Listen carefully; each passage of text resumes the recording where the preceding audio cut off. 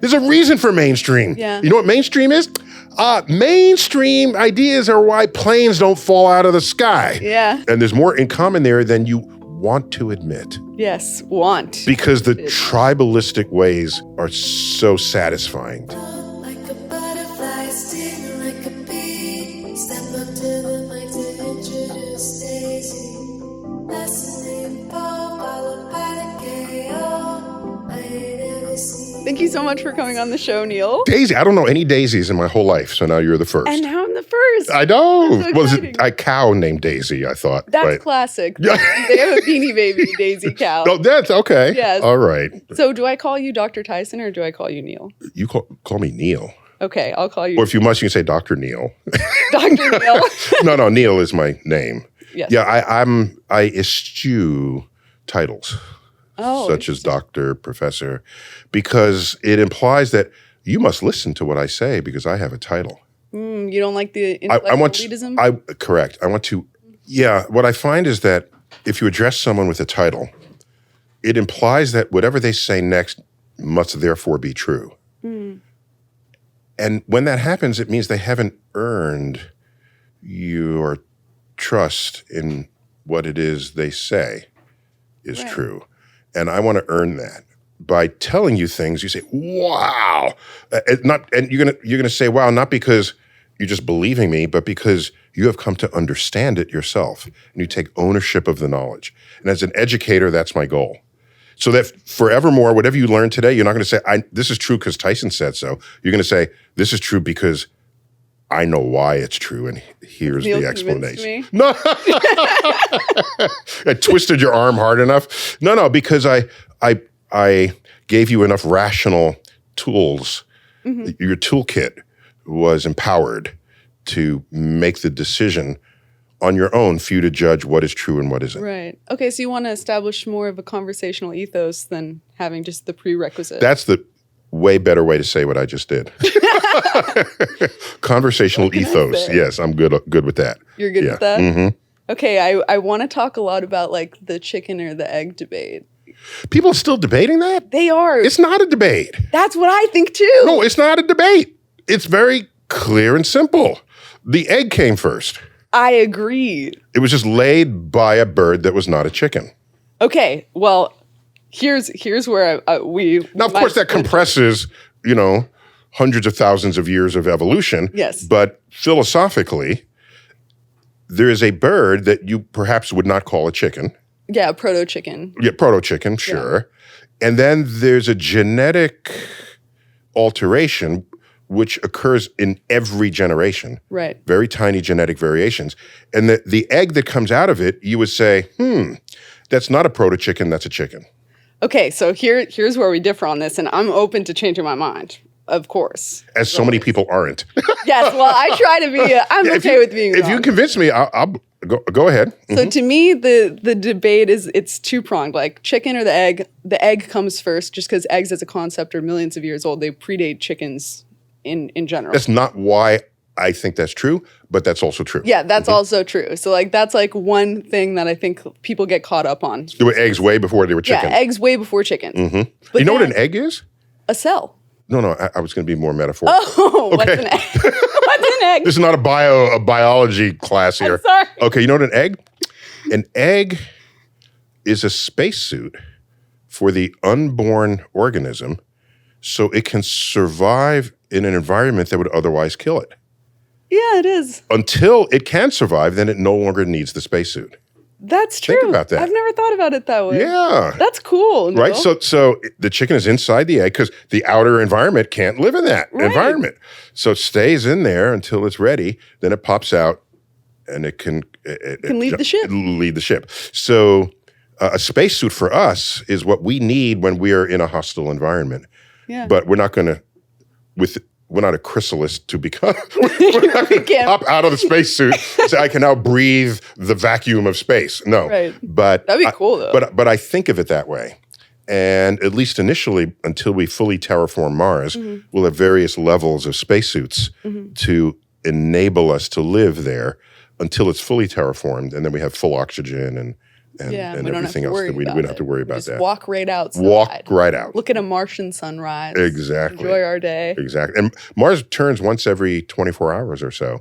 Does it? Yeah, and it's tipped on its axis, so it has seasons the way we do. That's why Mars is disjoint. I mean, do people still say that? Did I have permission to say disjoint? Listen, you have permission to say it because TikTok is creating all the trends, and that's my platform. So I will now, retrend. It was disjoint. guys, Okay. it was the joint. That's This very is- 35 years old, but that's how old I'm old. So well, 35 is very young, Neil. You're young still. no, 35 years ago that I remember that and used it. So I'm that much older than 35. Well, That's all I'm saying. you can't tell, Neil. You look great for your age. You look very handsome, and I think when you said it, you brought it back. I brought it back. Yeah. I brought it back. So, so now I forgot what I was talking about. What was I talking about? You were talking about how Mars is the joint because it. Oh yeah. Because you can't go to Venus, even Yeah. though its gravity is closer to that of ours, and it's called our sister planet because of the similarity in size. But it was called our sister planet before we learned what the temperature was. And then we're like, Yes, 900 degrees Maybe Fahrenheit, maybe not. And I calculated you can cook a 16-inch pepperoni pizza on the windowsill in 3 seconds. in 3 seconds. Yeah, 3 seconds, about right. Oh, so like If you want a Arizona. little crispy, 4 seconds. But you would vaporize, but ignoring that complication, Naturally. you would enjoy You have a a pizza though. fast ordered pizza. You were the pizza. In fact, they wouldn't have to pre-cook it. They would deliver it, pull it out, ring the doorbell, and at the time it took you to answer, it's cooked, fresh. Like an alien DoorDash. Yes. Yes, could be incredible. Elon Musk, get on. The problem is you can't cook things that are not thin. What do you mean you can't cook things that are? I said pizza very specifically. Okay, so Okay. what happens? You can't to roast a something thick? turkey. Well, why not? That's something I would want. to Oh, roast. because you can only heat the middle of the turkey as fast as the outer layer of the turkey can tell the inner layers that it's got hotter. Got it. So Okay. So the outer layer gets really, really hot. In fact, it vaporizes. But in the other next layer says, okay, I guess I'll up a few degrees. And the one inside, I guess that's why you measure the inside temperature of Right, things. that makes Because that's the last to know that it's in the oven. So you get some sort of terrible, like leftover, burnt on the outside. Yeah, it'll be gooey completely inside. singed on the outside and Yeah. basically uncooked on the inside. So you need something thin so that there's hardly any middle. Ah, that makes That's why sense. pizzas work perfectly for this analog. Okay, so like naan bread also. Naan would be great. That would be good. Cookies. Cookies. Yeah, any thin thing that goes in the oven. Tortillas. Tortillas too. Yeah. Yeah. Okay. Yeah, all the flatbreads All the flatbread. totally work. Yeah. Okay. Flatbread is like one of my favorite things. Okay. I'm down. There it is. Venus, here I come.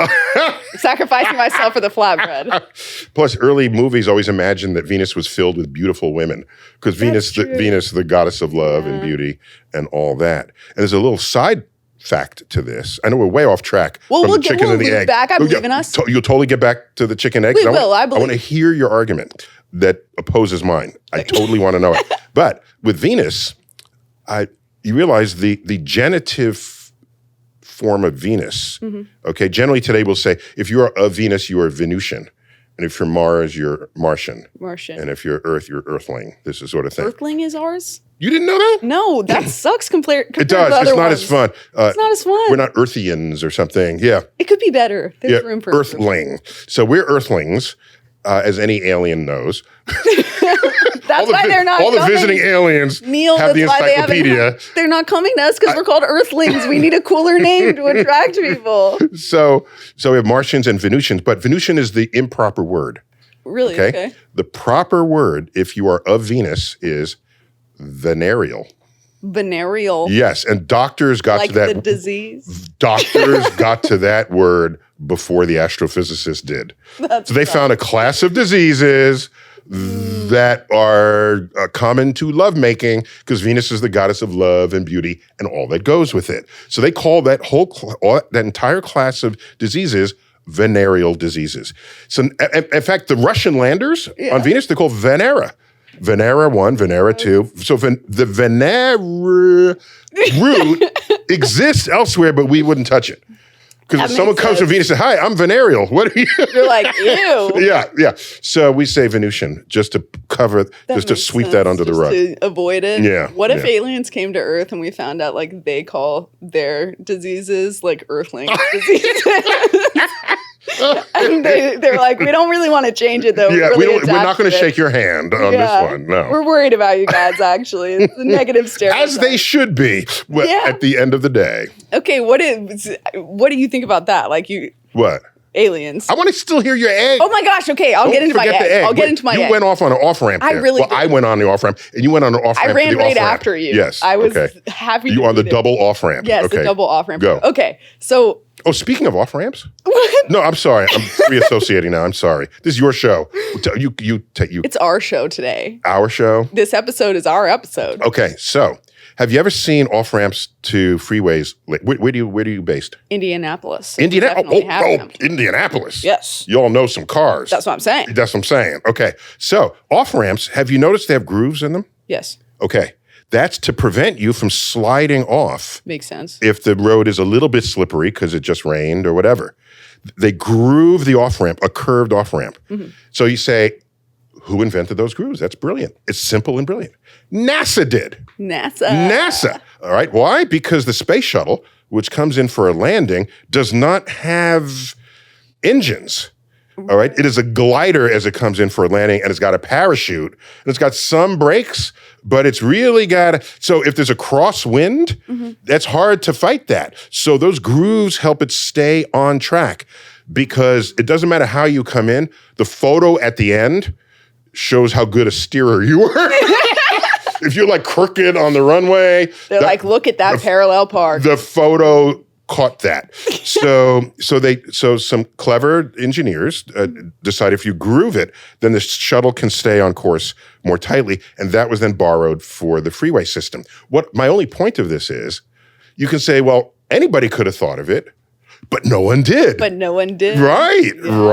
There's things that come out of NASA, like you see the airplane tips that all look like this now, that came from NASA. They all just, they didn't just decide to do that because it looks cool. Right. The first A in NASA, you know what it stands for? The first A? No. What is the first A? NASA has two A's in it. You never thought about you never spelled it out? No, You I just don't pronounced think so. NASA your whole life? Yes. I used to live in Texas, so I would go to Houston and You be like, should know. NASA. Right, you should know. National Aeronautics and Space Aeronautics. Administration. Okay. The A's for aeronautics. A big part of their budget studies aeronautics. Yeah. The efficiencies of wings and airflow and wind tunnels, now often done digitally on a computer. And they discovered that at the wingtip, there's turbulence which always slows you down. Right. Turbulence is never good. So you'd lift up the wingtip, and then the turbulence then Force becomes more laminar as it does Like that. a sports car.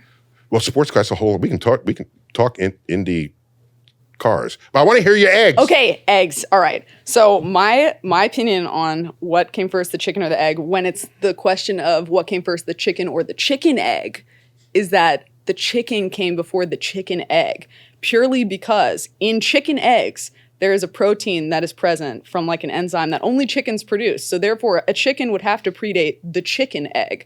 Whereas, Well, that's how eggs are now. yes. But at the point when someone would have said a little chicken came out of that egg, would it have had that enzyme? no, and therefore, Well, how do you know? They apparently it's only something they. that happens. That's true. They. They. It's just, is this some other TikTok channel? No. It's a somewhat recent. What is your they hierarchy Okay, here? that's fair. Right. There's a somewhat recent study about how the enzyme in chicken egg shells is only produced within a chicken's womb. And so presumably if there was a proto-chicken, it wouldn't be produced. So the first chicken that was actually born from two proto-chickens was a chicken that happened to be born from an egg rather than a chicken being born from a chicken egg, in my opinion. Okay, but it would have still been born from an egg. Yes, but that's why I have to tweak the question to what came first, the chicken or the chicken egg. No. Your chicken with the enzyme Yes. would have still been hatched out of an egg Yeah. because the enzyme would have been the genetic variant. Just not a chicken egg, though, right? An egg that happened to produce a chicken. Oh, so what you want to say, I get it. What you're saying is, What came first, the chicken or the chicken egg? Yes, because when you ask what came first, the chicken or the egg, obviously the egg. But in a zoological, anthropological sense. Yeah. Okay. So now you want to get into the semantics. I got to think about that. I'll give you my verdict by the end. Okay, I'm happy with that. I'm happy that right. you have to mull at least. I'm feeling good about Let it. me think about it. Yeah. Mm-hmm. Thank you, Neil. Okay. All right. What other conundrums have been troubling you? Sent me and your reeling. followers. You sent me reeling specifically the other day, actually. Which? Oh, really? Okay. Yes. Because you started it. When you invited me to Yes. this. You said, I need you to settle the chicken egg thing. Well, there's more than just a chicken egg conundrum out there. And I There's sent you a many. couple more. You picked from them. I don't know what your Yes. people want to hear. All of them, because the one that specifically sent me reeling, okay, is when you said, like, we can talk about what's north of the North Pole. And I was like, I would love to know what's north of the North Pole. And so I was reading your book because I was like, maybe it's going to be in there. And then I was like, I still don't know what's north of the North Pole. Yeah. And so then I was trying to look it up so that I could be prepared what's north of the North Pole. Yeah. And every time I looked it up, it said nothing. And I was like, that can't possibly be what Neil wants to talk about. And so then for like 10 minutes, I had like a breakdown where I was like, I need to figure it out. Wow. And I think I did, but I maybe didn't. Well, by the way, I admire the fact that of all things that could send you into a emotional breakdown, it's just a deep philosophical question that accomplishes That's this. usually what gets me. That's be proud of that. Thank you.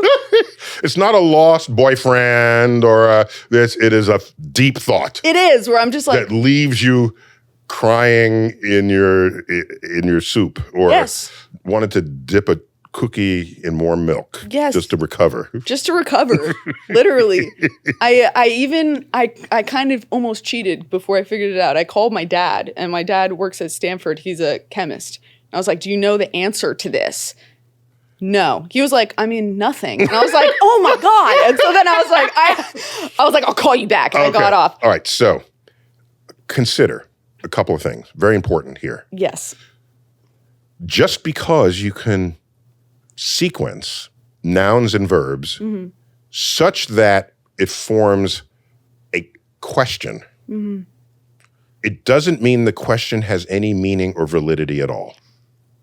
Neil, okay. Okay? I just want to establish this. I'll give an example. Okay. At what temperature does the number 7 melt? That's a perfectly legitimate question with nouns and verbs and an inflection at the end with a question mark, but the question makes no freaking sense. And people, you know enough about our world to not ask that question. Right. Okay? Right. I got another one for you. What would be, how far do you have to walk? I'm assuming you embrace the discoveries of space exploration. I do. How far would you have to walk on Earth's surface to fall off the edge? You would never fall off. You would never fall off. Yes. You You'd know never to fall not off. ask that question. Yeah. First, because you're not a flat earther. But Correct. second, you know to not ask that question. So once you recognize how we have defined north, Right. you should also know to not ask the question, what's north of the North Pole? Because the question does not exist in the system we have set up. A deeper one than that is, here's one that's freakier than that. You ready? Okay. Okay, are you prepared? I don't know. You think seated? so. Okay. Can I? You need, okay. All right. A deeper one than that is, right now we are in the Eastern time zone. Yes. If time zones were divided evenly, which they're not, because they're divided politically, culturally. Like, for example, the mountain time zone, nobody cares about the mountains. There's like 80 people, 5 people live in the mountain time zone. You're like, this is very important to me. I had a comedian who said, the reason why they don't give mountain time for TV broadcasts, they says, 8 p.m., 7 Central, or they don't give mountain time. It's because they would just be giving it to Steve. It's in mountain time. That's true. But anyhow, so mountain time is thinner than it would geographically otherwise be. And Eastern time is much wider than its native width would be on a world. But if it were divided evenly, there'd be 15 degrees wide. Okay? If you do the math, 15 degrees times 24 time zones gets you 360 degrees. You don't have, Okay. we got this. Okay. Okay? Okay. I think I did that right. 15. I'm dyslexic. I can't tell you. 24. 4 times 5. 20 times 3. Yeah, I think I did that right. I believe in you. Okay. Anyhow, so that's our time zone. Now, you may have noticed, if you look at a globe, that the lines of longitude that separate out your degree time zones, the lines of longitude, as you get near the poles, they come closer together. Ooh, so you don't have to travel as far to go from one time zone to the next because they get narrower and narrower. It turns out most of the Earth's population lives between like 50 degrees north and 50 degrees south. So this problem is not much of a problem for nearly every human being on Earth. Right. But as you get near the North Pole, all lines converge to one point. So the question is, what time is it on the North Pole? No time or all time, right? That's as good an answer as any. Nice. It is all time on the North Pole. Okay, it's always happy hour on the North That's Pole. what Santa Claus says. So to me, that's a more intriguing fact than what's north of the North Pole, because we've endowed so much of our lives with an awareness and an understanding of what time it is. Then you get to the North Pole, and asking what time it is has no meaning at all. Right. So we've set up the grid system so that question has no meaning. You think it has meaning because it has meaning down here. New York is 41 degrees north. So I'm just saying you can set up systems, worlds, where certain questions have no meaning. Okay, so when I was reading that question, I thought you asked me a trick question because the conclusion I came to was either if you're looking at the magnetic north, which is in the south, everything is north. But if you're looking at the geographical north and then you take a step in any direction from that point, you're moving south. Okay, I have to explain to everybody what you just said. Okay. And I was like, I got it. So you knew. Do all you people know what you just said? No, so you do have to explain. Okay, so you have a compass. Does anybody know what a compass is anymore? Yes. There's a needle. The north pole of the compass points north. Okay? But wait a minute. You remember from childhood magnets, opposite poles are what attract. So if the north pole of a magnet points to Earth's north magnetic pole, that can't be our north pole because it's the north of the magnet pointing to it. Our south magnetic pole is actually in our geographic north of the Earth. So that's what you slip that in there. Yes. That shows a lot of awareness of the physics. I tried to prepare. Go for it. Give me a fist on that. All right. So your hands are freezing. I know. You know what's what? with My your circulation? circulation is terrible. What's with that? It's terrible. It really is. It's always Okay. been. So, and the North Pole, by the way, moves because it comes from what we call a dynamo phenomenon deep in our core. We have mostly iron in our core, and iron conducts electricity. And when you have electricity, you also have magnetic fields. And so anytime you have a molten core, you have a magnetic field, but that magnetic field is not stable physically or even in its intensity. So ours is currently dropping in intensity, and it's headed, when I grew up, because how old I am, it was in the northern Canadian provinces, and it's been headed north since then. It's past the North Pole, and it's headed towards Siberia. Interesting. Yeah, so Putin will very soon own the North Pole. Oh, no. This is terrible news. Just what you want. Just what you want. Strong man. America's nightmare. That's actually so funny, though. So did I give you other questions? You did. What other one you have? The other one, I really love this one, was what do you do when Pinocchio's nose doesn't know what to do?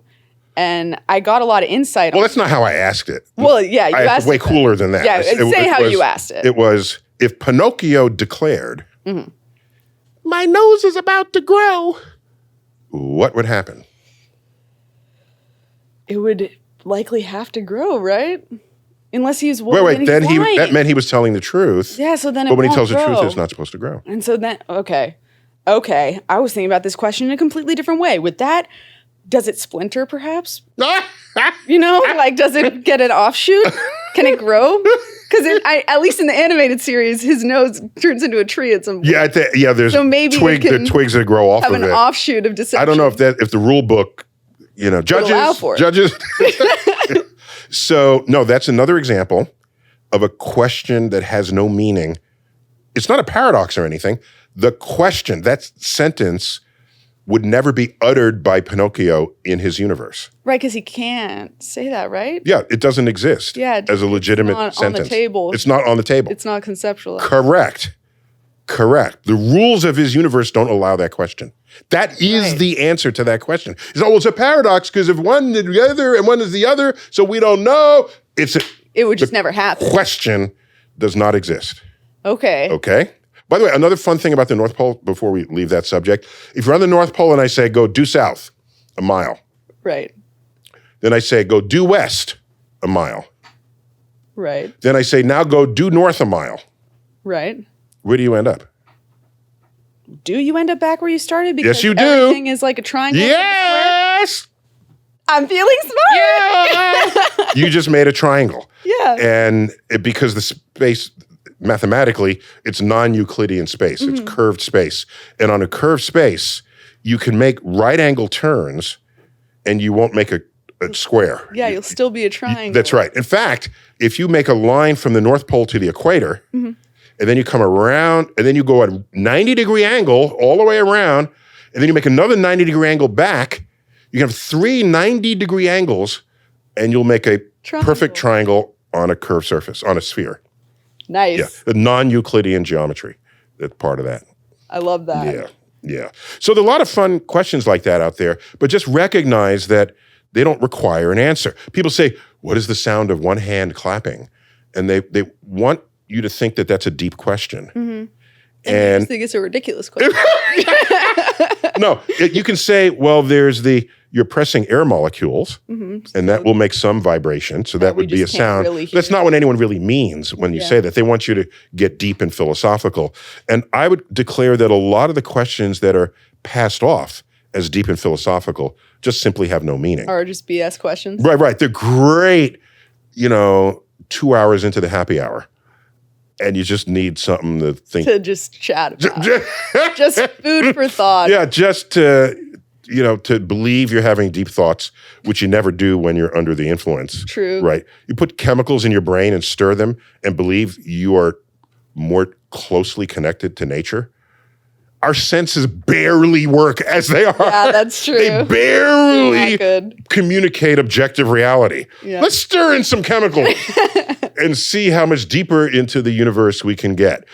No, you'll get deeper into something else, but objective reality is not one of them. Right. Yeah. You're going to be less present, maybe. That's correct. Now, Some people say they might get some ideas from these places. Right. The creative process can certainly be jump started, I think, for some people. I suppose. Okay, Not but for me. I tested this and it didn't work. It didn't work for you? I tested. Can I tell you how it tested? Yes, Okay. I would love to hear. When I was early in my writing days, I remembered all these stories about these writers that have a drink, like Hemingway, some kind of highball drink, and you need, and then you write, and that was like It'll get you. Yeah, get you. That's how Yeah. you do that. So I don't really like hard liquor, but I like wine, good wine. So I said, I'm gonna have a wine glass, and I drink the wine. Oh yeah, this is good. This is good. Like I'm vibing. Yeah, vibing. I'm in the wine, and the words are flowing, and the ideas. And I published it, and then I forgot about it. And later on, I would not do it, and I'd write. Now, unless I just simply got better, I'd look back at what I thought was brilliant writing, and it was just kind of average or below average for my other writings when I was not under the influence. So it's a complete delusion. At least it was for me. That makes complete sense for me because when Kylan and I were first dating, he had like a deadline. His boyfriend over there in the corner? Yeah, my boyfriend in the corner. Okay. He had a deadline he couldn't meet, and I said I would write his paper for him, because I was trying to be nice, but I forgot that I agreed to do that. And then I had drank a little bit. Oh. And then I was like, oh no. And we were early in dating, so I didn't want to disappoint him and not write the paper after I said I would. That's a deal breaker right I there. know. Well, because I was like, I'm going to look inconsistent. I You can't promise do your this. man you're going to write a paper and then you don't. That's what I'm saying. And I Right. was like, you know what? It was on The Truman Show, which I liked that movie anyway. So I was Okay. like, it was going to be a fun paper.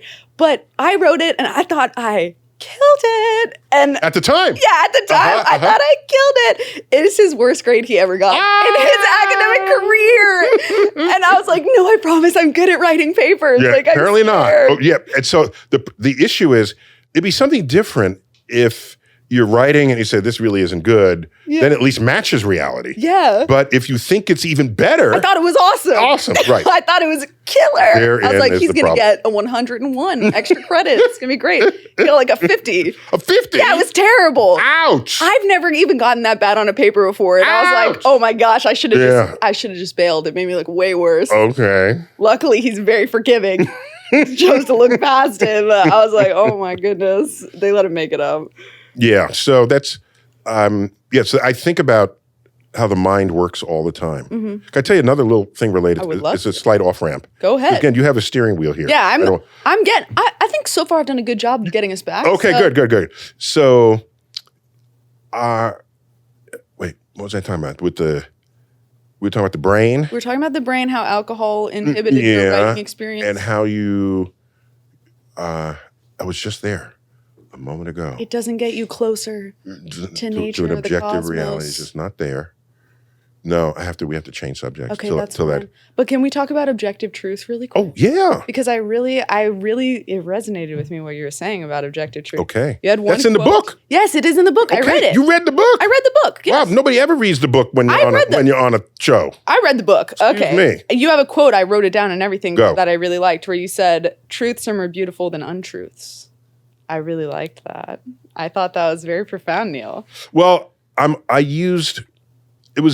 think I've had a maybe at the beginning of that sentence. You may have. I gave examples. You may have had And I maybe. said maybe it's because truths are more beautiful than untruths. Yes. That's in the chapter on truth and beauty. Yes. Yeah. It is in the chapter on truth and beauty. Yeah.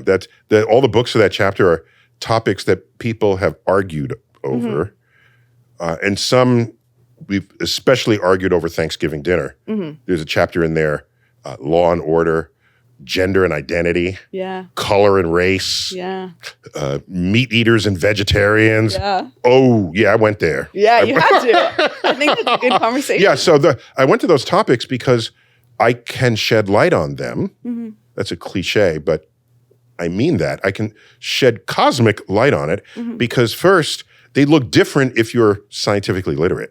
Right. And they look especially different if you come to it from above, from a cosmic From a perspective. cosmic As perspective. any one of my colleagues and I think daily Mm-hmm. when we confront challenges or issues or strongly held opinions that might not otherwise be justified if you simply analyze it from afar. Right. Because you started your book with you had a quote from one of the Apollo astronauts where he was talking Apollo about, 14. Yes, Apollo 14. He was talking about. I thought that was a perfect thesis quote. Yeah. In fact, after that quote, you don't need to read the book. Yeah. Okay, can I recite the quote? Yes, you can. May I would love you to. Okay.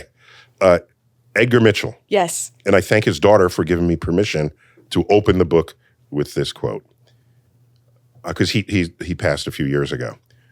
He says,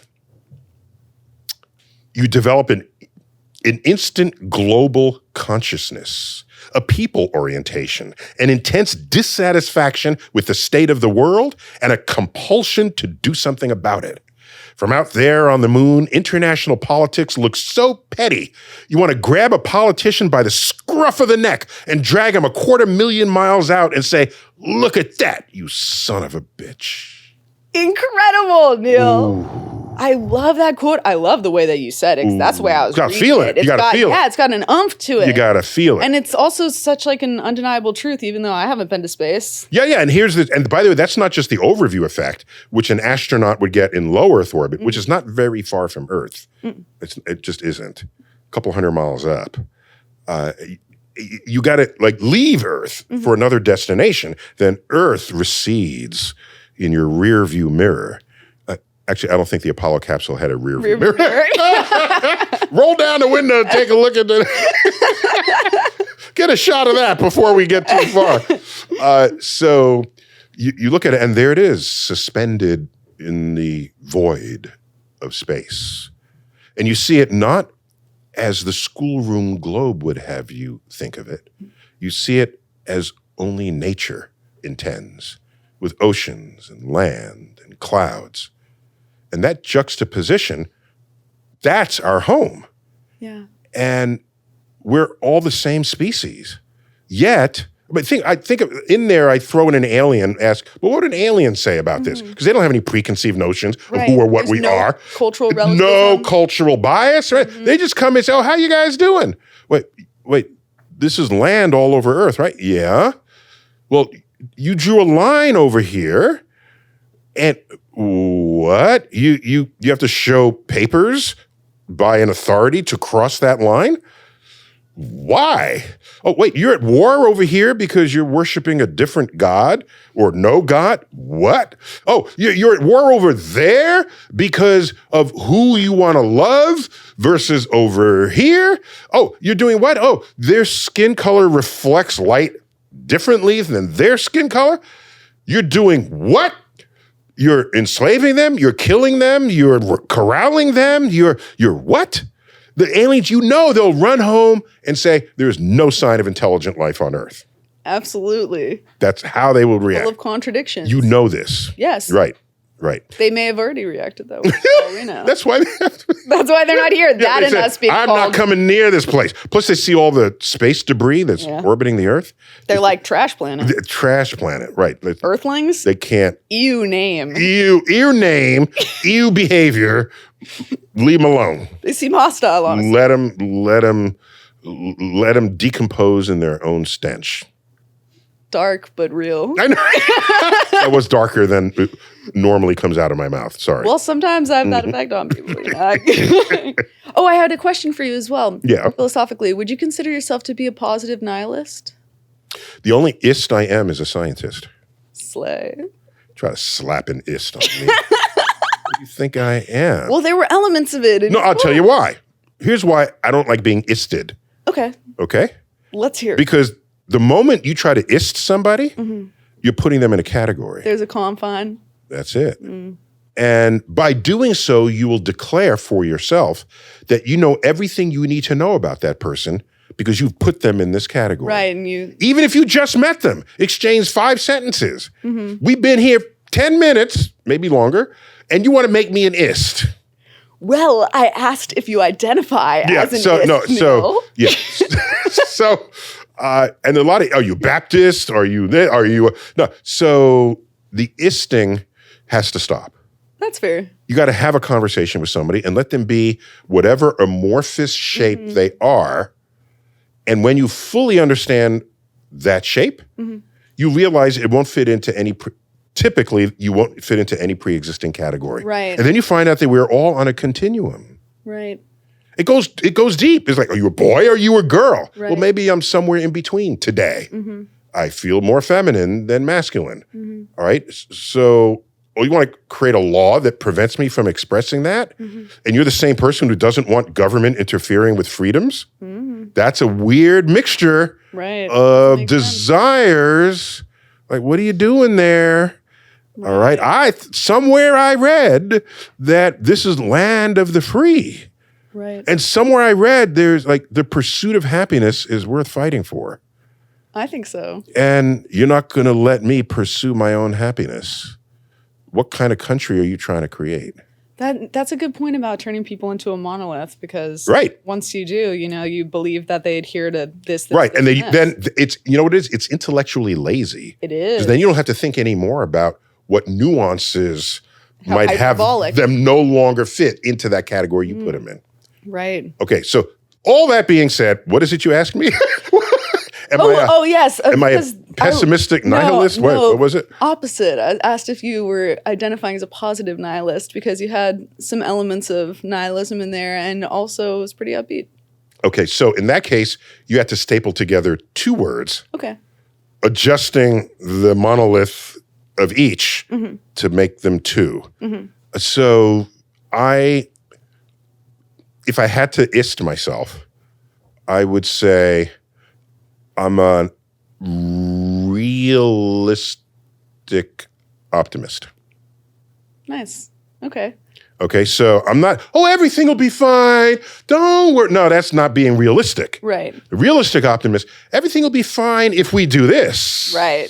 If we come up with a solution. Yeah, let's try to come up with solutions. And I believe in our ability to come up with So do I. We've solved a lot of stuff in the past. We do. And you need more, not everybody, but you need more scientists and engineers in your population because we are trained to, when we confront a problem that we haven't solved or can't solve, we say, I'm going to try to solve that. Yeah. These are two different kinds of people in the workplace, and we know who they are.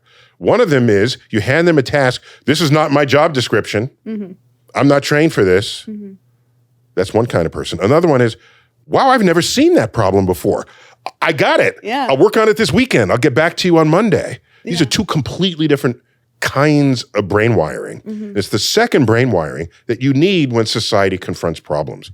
There are all these photos of the freeways cluttered by people evacuating hurricane zones. We have photos, especially in Florida. Yeah. We have long, straight roads. And you see that and you say, really? Is that our future? Running away from hurricanes? What I want is someone to say, how can we harness the energy of the hurricane? Use that energy to power the electrical needs of the city that it would otherwise destroy. Yeah. Turn your problem into a A solution. Thank you. Yes. Thank you. Suck that energy out of the hurricane. That would be awesome. It doesn't need it. It just wants to harm you anyway. So is anybody thinking that? Maybe. But you can guarantee that everyone in their car saying, buy toilet paper and water bottles. They're just thinking, let's run away from natural disasters. Yeah, they're in a survival mode. Survival mode, not in a fix-it mode, problem-solving mode, yeah. Yeah, that makes sense. I see that. I liked what you also talked about how the scientific space is unique in that everything has to be like peer-reviewed. And so if you come up with something, it kind of naturally sorts itself out, whether it's true or not. That's right. So don't ever say, this is true because a scientist said so. Right. And this complicates things in the modern era of social media. Right, with misinformation. Yeah, because you can get an expert who will say, and this is irresistible clickbait, oh my gosh. You get someone who has pedigree. Remember, I declined my pedigree at the beginning of this conversation. Get someone with pedigree, and they'll say, the establishment wants you to believe this, but I have the real answers, and I'm looking out for you. Boom, you're in. Yeah. And they'll say and it's a big industry, and there's a face, and you're all in with them. They say, I have this novel idea that this is going to be true. Well, it's only true scientifically if it's been verified by others. Right. Especially labs that might be your competitors. Right. Okay? You can't just get your friends to say, could you verify what I did? You're like, yeah, that was awesome. Awesome, yeah, dude. You killed it, totally knew. You were rocking that one. So the problem arises when you achieve this scientific consensus. It's not a consensus of opinion. So we don't have a good word for it, but I have to use, it's a consensus of observations and experiments. Once you achieve that consensus, there's 100 scientists who were involved in it. Right. And no one of them is going to have a YouTube channel. Right. So are you going to go along with this faceless consensus bar chart of how you should conduct your behavior with the one person that says, I care about you. I'm your advocate. And you can put them on camera. And on camera, they're usually charismatic. So that's why I don't use my platforms. If I have a colleague, I got this great idea, but it's not, it's not peer reviewed. It's not vetted. I say, take a walk. Yeah, well, you're being responsible. I am not the mouthpiece of fringe. I'm centerline all the way. And somehow centerline or mainstream has gotten a bad word lately. There's a reason for mainstream. Yeah. You know what mainstream is? Mainstream ideas are why planes don't fall out of the sky. Yeah. Why? Just go down the list. Why your smartphone can deliver someone's voice to you while you're walking down the street and that person is 3,000 miles away. Right. Right? All of the above. It's because we have scientists, engineers, mathematicians, technologists, the STEM, science, technology, STEM fields empower civilization to be everything the next generation values. Right. Yeah. Right. So what do you think about, I recently heard like a term that I thought was interesting that's especially affecting like older demographics, which is conspiracy addiction. And it's like when someone tells you something that's fringe like that and you feel like you're in on like a secret. Oh, yeah. There's a comfort. Yeah, you get level addicted to the feeling like Yeah, you know. it's a feeling. Yeah. Yeah, I know something and they're all denying it. Yeah, and you get a little bit of a chemical rush. Oh. And so then you the get addiction affliction. Yes, addiction affliction. Yeah. You go further and further down these pipelines. Yeah. You keep seeking out new information like that. Right. And you ignore conflicting information. Yes. Because it doesn't feed your addiction. Yeah, so you need a confirmation bias. Right. So you end up in these echo chambers. Probably the most important bias of them all, confirmation bias. Definitely. Where you're sure something is true, you ignore the misses and you embrace the hits. And then you keep feeding what you think is true. Plus, we live in an era where if you had a crazy idea, you were just the crazy person in town. Yeah. Today, you type your crazy idea into a Google search and you will find every other person in the world with your crazy idea, misleading you into thinking that you're onto something. That it's a good idea. Right. And now you have a sense of community. Right. If you think Earth is hollow, type hollow Yeah. Earth into Google. And there's a whole community a lot of people. Of hollow earth people. Like it's actually very shocking Right. how many there are. Right. And we're in a free country. I'm not going to run after them and hit them on the head. Right. You should be able to think whatever you want. But you're entitled to disagree. No, I'm just saying I don't have the energy to chase them down. I would say just don't become head of NASA.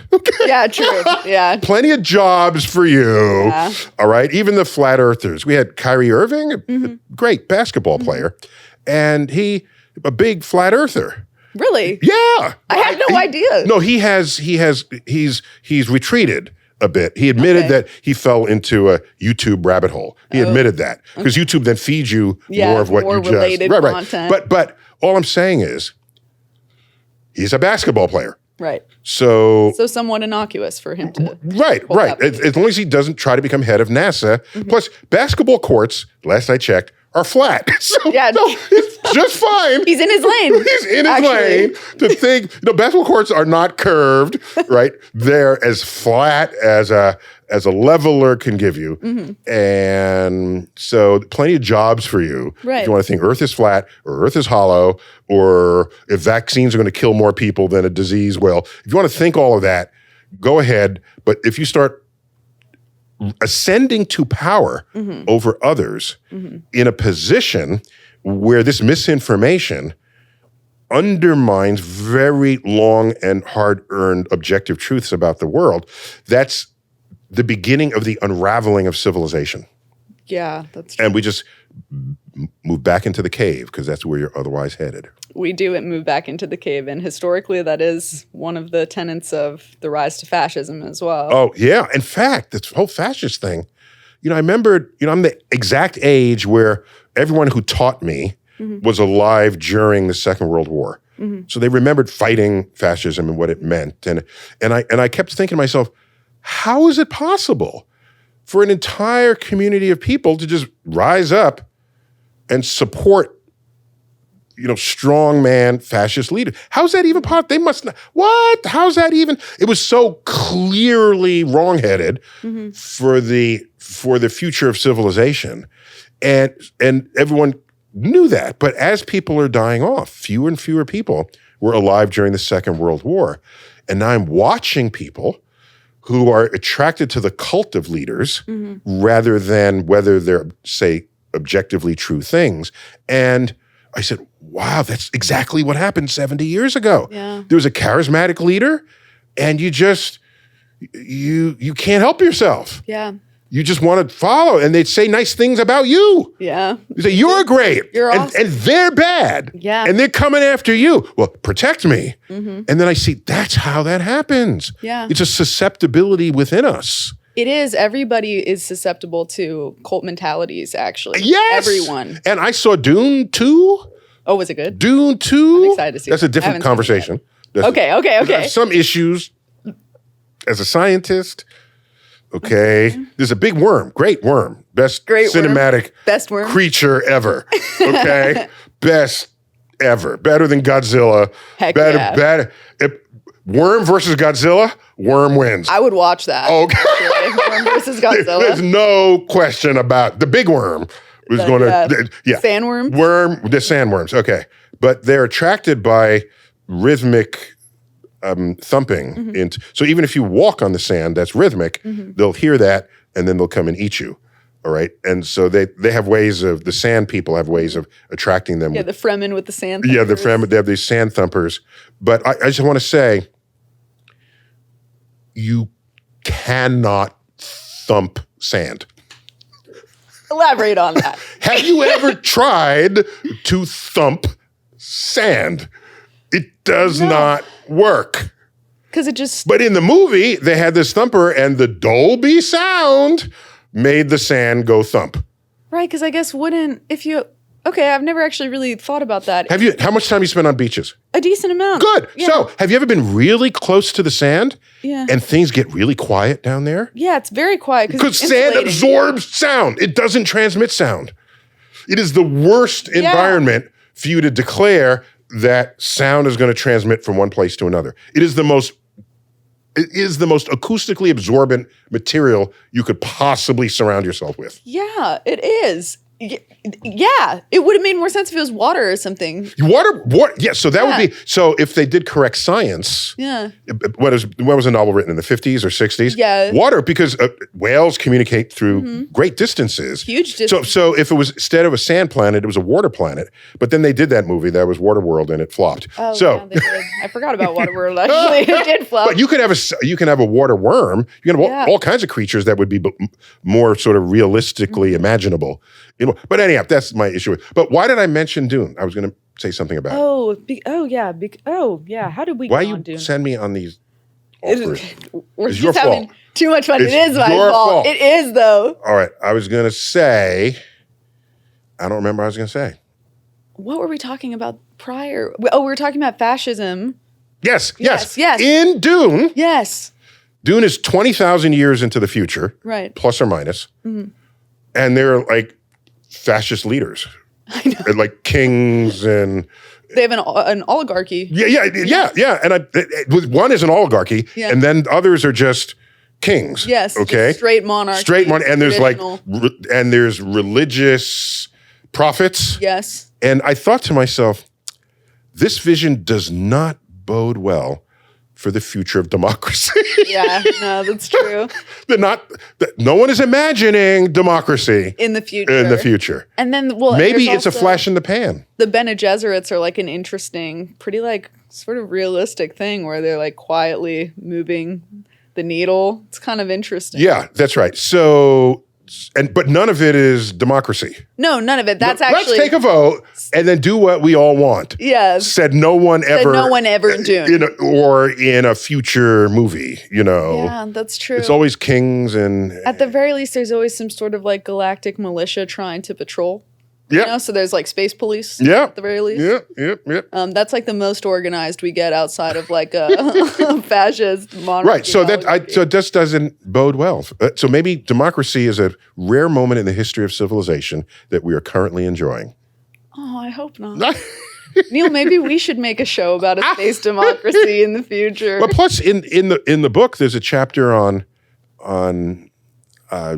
conflict and resolution. The original title of that chapter was Republicans and Democrats. I see why you. Then I said, no, it goes deeper than that. Yeah. It's conflict and resolution. Yeah. It's deeper. And it has to do, a big part of that chapter is tropes. Yeah. Tropes are intellectually lazy. Yeah. That's, Okay. You're right. You're Okay. right. What is it? Oh, I'm liberal, and conservatives, they're all anti-science. Right. Which is actually, from what I've experienced with a lot of people I've met at Stanford, very mixed bag politically. But that takes more brain energy Yeah. to think of a mixed bag. Yeah. But so yes, climate change denial sits squarely as a political platform within the conservative movement. Right. It's one of the pillars. No doubt about it. And so, but you have liberals lobbying these accusations on the conservatives. However,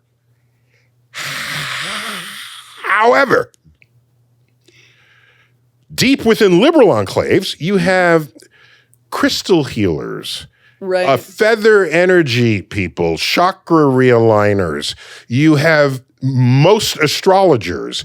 You have people in denial of GMOs. You have people Right. who, and they were the OG vaccine deniers. I was going to say that. OG, actually, yeah. vaccine designers were in the liberal party to embrace all of those homeopathic medicines, Yes. to embrace all of that, which sits squarely in the liberal world. You have to reject some or all mainstream science Yeah, that addresses those topics. that's true. So a liberal can say the conservatives are anti-science, but what they really mean is they're anti-science related to climate change. Right. But they cannot take the high road On and say they're science. anti-science and we're not. Right. Can't do because that. You're just Cannot science in different ways. Do that. Yeah. Correct. And so that's a trope. Yeah. Another trope is conservatives will say we're family values. Right. And those low moral liberal, leftists, Mm-hmm. well, pause.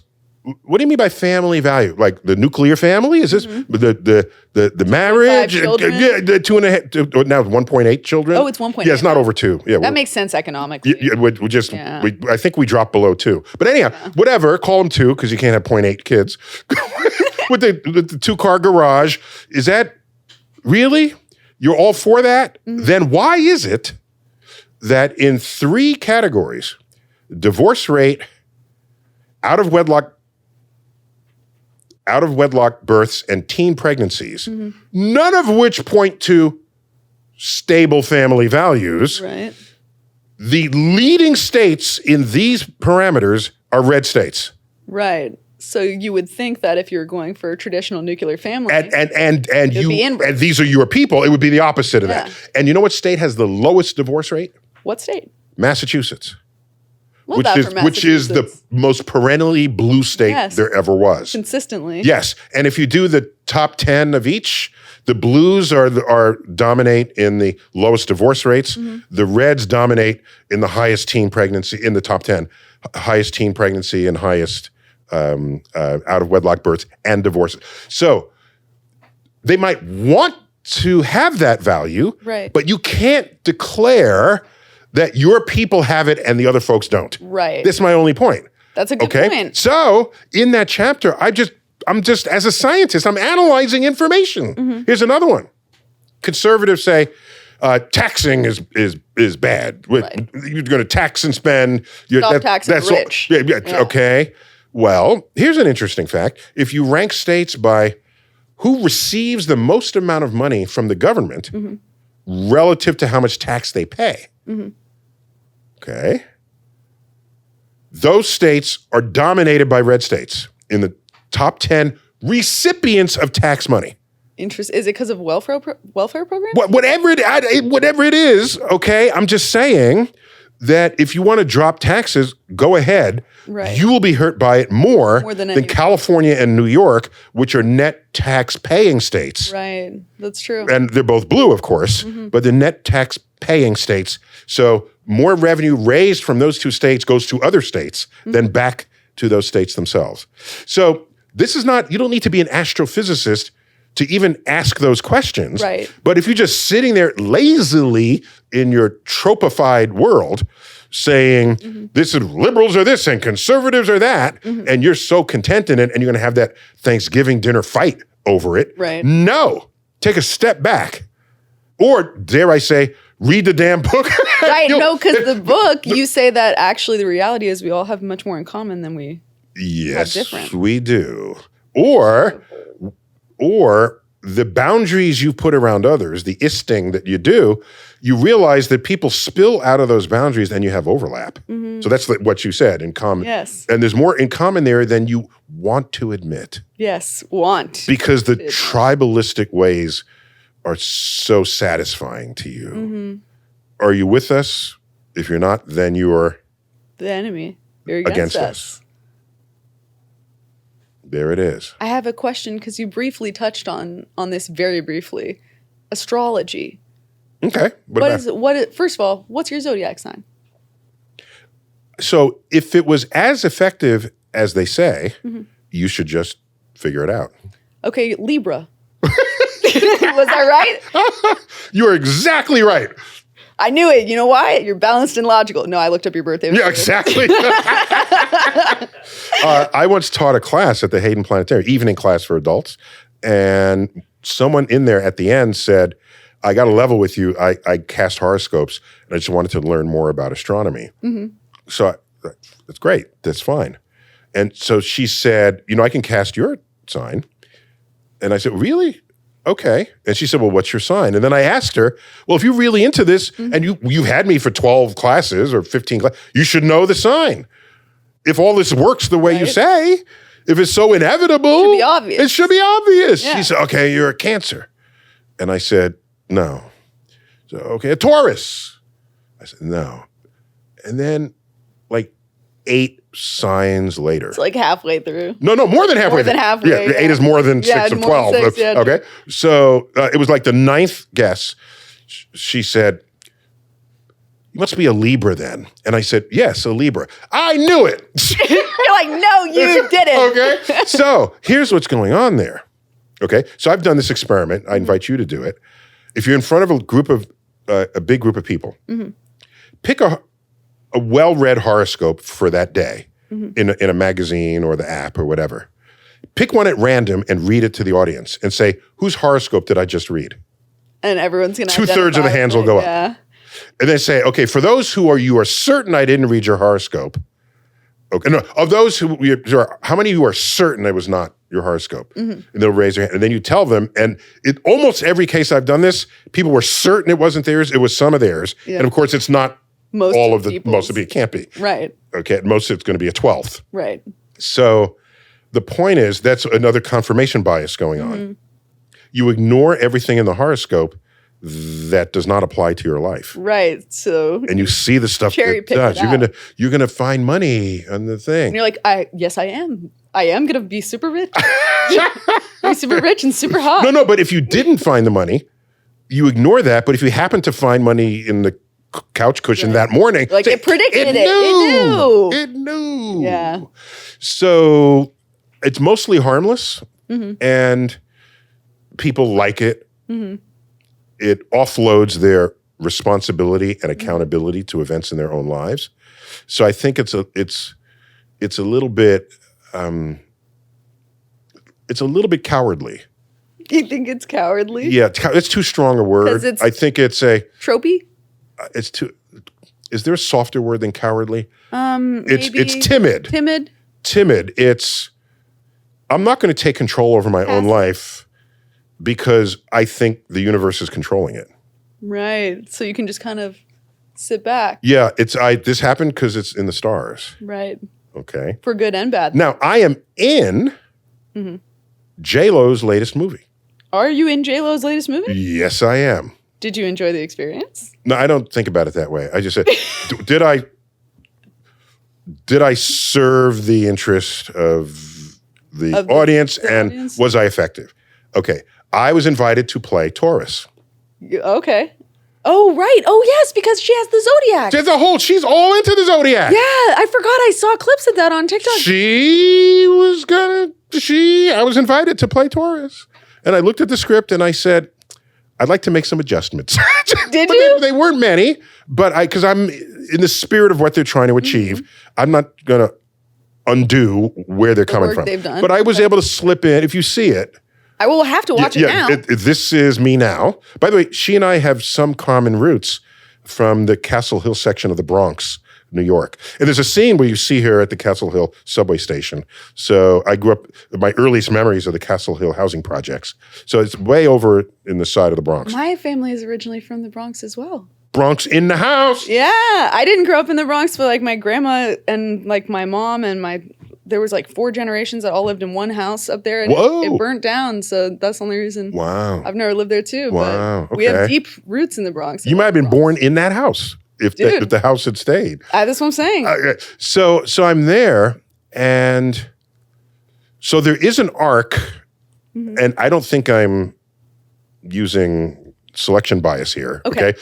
I saw an arc in the storytelling from her completely believing astrological matchmaking suggestions, learning that they did not serve her well Interesting. because she has these failed relationships that had previously been informed by her trust in astrological. And so by the end, she starts rejecting these external forces and says, I am in control And of does my it work? own life.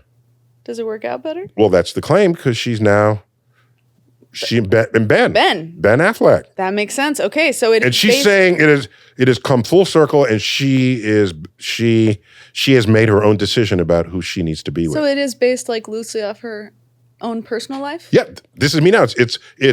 It's part 1980s MTV music video and part biopic Cool. and part The Bachelor. I love that. Yeah, equal parts, all three. Do you know, so like... So my only point is, if I move the needle just a little, I'm happy for that. And again, it's mostly innocent, but it was fun playing the astrological character because I had a big Mount Olympus style robe, and we're all in a circle, and we're looking down into this pit where Earth is. Earth is down there, and we're all bickering about her life, right? Look at her now. She's going to try to hook up with that guy. We warned her about that last time. Right. Maybe I should go down there and tell, no, look what happened last time you went down. It was even worse. It's very fun bickering. It's like, fun. Yeah, it was not just high and mighty, powerful astrological figures. Like we're all there just trying to make a better Earth. Okay, this leads me to my last question for you since we're running out of time. But since you know that you view the world through a very scientific lens. Oh yeah, everything. I was wondering, does that inform your opinions on romantic relationships? Are you an opposites attract kind of guy, like the North and South Poles? Or does it affect you in any way, shape, or form? I have a more nuanced perspective. Okay. If I may. You may. So this notion of opposites attract, if that were the case, why is everyone on the dating app trying to find people who are similar to them?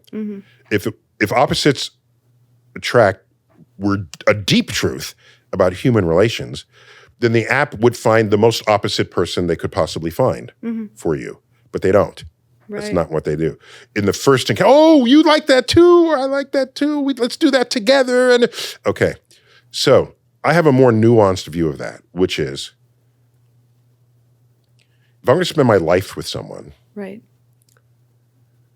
I want to be able to learn from them. And if they're exactly like me, I'm not going to learn a damn thing. That's true. So I value enough overlap so that you can share things in common, like off the bat. But enough differences so that you can explore each other's interests and desires and then live a life of exploration together. That's beautiful, Neil. I love that, actually. I feel the same way. This year, I will celebrate my 36th year of marriage. Congratulations. That's amazing. That's... So and there's a lot of that happens. There's enough different about my wife. Yeah. God, for goodness, she grew up in Alaska and I grew up in the Bronx. That is very different. Yeah, that's kind of different. Yeah. That's kind of different. That's kind of different. That's kind of different. So a lot comes out. I visited her folks up in Alaska. That was fun for me. I've taken her through the streets of New York. That's I don't know if I call it fun, but it was different. It was an experience for her. Experience. So I think you want enough, and for it to work, you have to be perennially curious. Because if you become ossified in who and what you are and in your ideas, then your partner will want to show you things and then you'll decline interest in them because you're somehow content in your own little world. That's not going to work either. Yeah, there's no bonding experience there. There's no occasion to bond. That's correct. There's a line from Love, Death, and Robots Zima Blue episode that I love. It's about a little pool cleaner who evolves into a robotic man who then creates art and then explores the universe. And he says that his dream is to commune with the cosmos. Is this He's a little pool cleaner machine. The machine that goes Yes, around and yeah, that cleans the tiles. so start that again because I'm thinking of the pool boy. That's Okay. Oh no, it's not a pool. That's a boy. different channel. Yes, he's a literal cleaner, and like Yeah. the woman whose pool he cleans is a scientist, and she works on him and she builds him up. She's an inventor as well until he becomes this person, and so much time passes that people forget that he was never not a man. Okay. And he becomes this artist where he goes out into space and he paints these giant murals in the vacuum of space that are just this one color, Zima blue. And then eventually he just disappears and he becomes super aloof and no one knows where he is, this cultural icon. And it's because he was getting modifications so that he could commune with the cosmos, go to volcanic planets, swim around, like do all these different things. And then after he's seen what he believes to be everything, he returns back to do a final exposition. And when he comes, everyone's excited. They're like, we haven't seen him in forever. And he sheds all of the extra pieces of him and he becomes a pool cleaner once more. Is that a happy or sad story? That's up for you to decide. But I love it. Wow.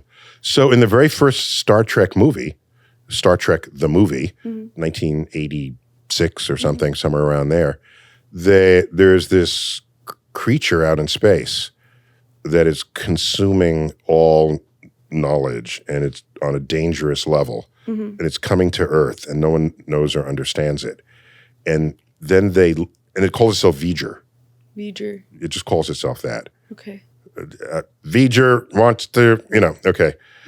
By the way, our computers today speak much more human-like than any computer robot of the past because no one would imagine it's like, hello, Right. Actually, there's one episode in Star Trek where the computer had emotions and it freaked everybody out. But anyhow, so it's V'ger. And they go into V'ger because it's this thing. And it has amassed all the knowledge of the universe. By eating it all. By attaching itself to it and then consuming whatever it needed to know. And was it Kirk? Sees a V and a GER on the side of this thing. And in between there's corrosion. And so he goes up and rubs away the corrosion and he sees an OYA. Voyager spacecraft.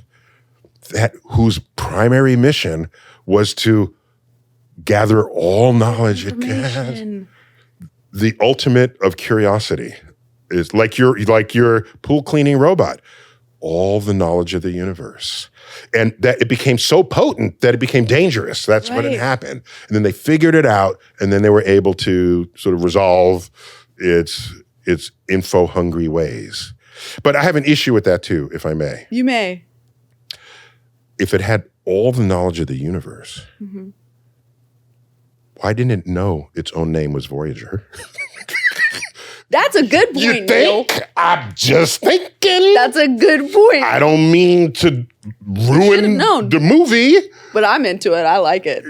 Voyager was a big program we had here on Huge. Earth. It should know about that. It should know its own freaking name. Know its own origin.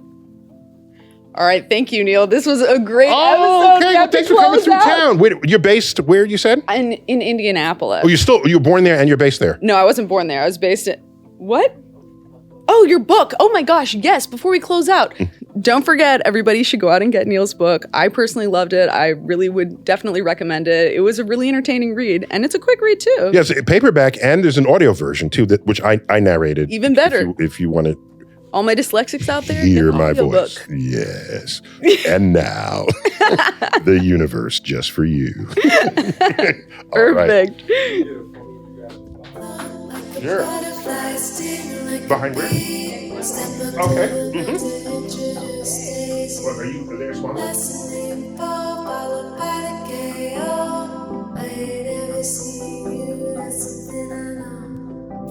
Like a butterfly, sting like a bee. Step up to the mic to introduce Daisy. That's the name, followed by the KO. I ain't ever seen